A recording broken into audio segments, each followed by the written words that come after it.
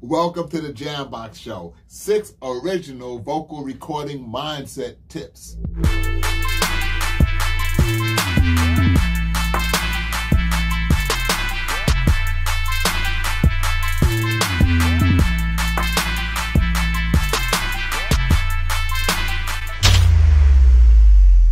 What's up, guys? Today we're going to be showing the original video and the precursor to the more detailed vocal recording tips that I have right here.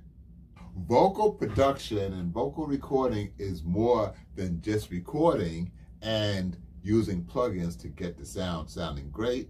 It's also a lot of mindset and a lot of feel and a lot of setting the right environment to get the most amazing vocals you can get. So in this video, I'm going to show you how I do it with my vocalists. If this information is helpful to you, be sure to like, comment below, share, and subscribe.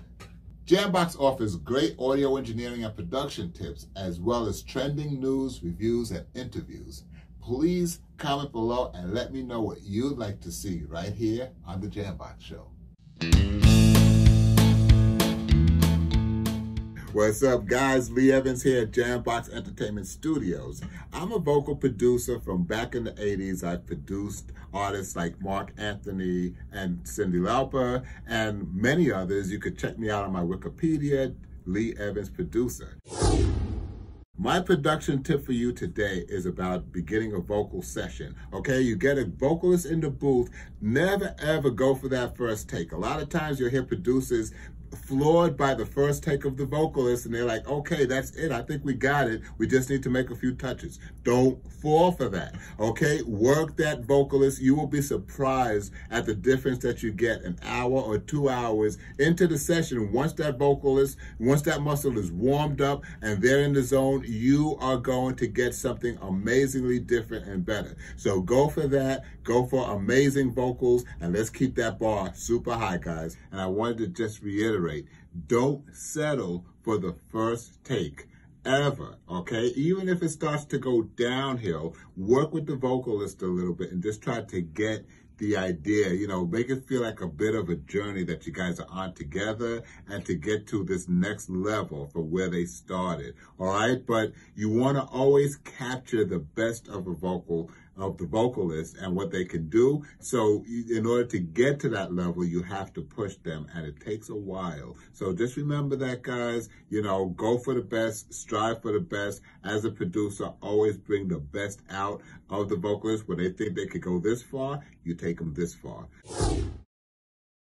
This one's a bit more advanced and it's a bit psychological. Okay, so when you're working with a vocalist and you're running through a song, sometimes you get stuck early in the song on a part, on a line, and they're not getting the line, maybe the rhythm or maybe the pitch or maybe the riff or something is not clean, you know, but don't get caught up. Don't get into, okay, we're at take 15 and we still don't have this and we're like a third of the way into the song, because you kill the momentum and you kill the magic that can happen at the end. You have to know as a producer, okay, after a few takes, move on, okay? Get the song, make the magic of the song happen and take over, and then you could come back and you'll be amazed of what they do with that part after you come back to it.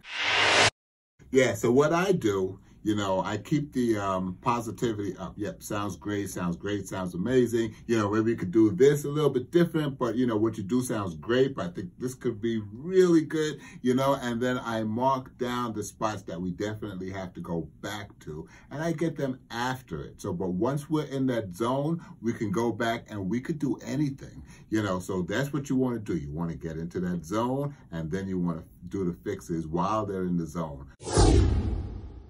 This one's a bit conceptual and it's a bit advanced. So you're in the room, you know, you're working with the vocalist, they're in the booth doing their thing. You know, now you want to make sure the mood is set, everything is great, and now you want to get to that zone. You want to get to that place where just the magic starts to happen and everything is just great. So, and it's like everything starts coming apart, their vocal is open, you know, they can hit those notes. So, and you're ready to push them. You're pushing them hard, man. It's like being at the gym, beast mode right there. You want to get into that beast mode pace with your vocalist. So now once you're there, guys, you know, the vocal just starts to contour itself to the music. It's the most amazing thing ever. When you hear that happening, that's when you get a complete song. The song starts to emerge together right in front of you.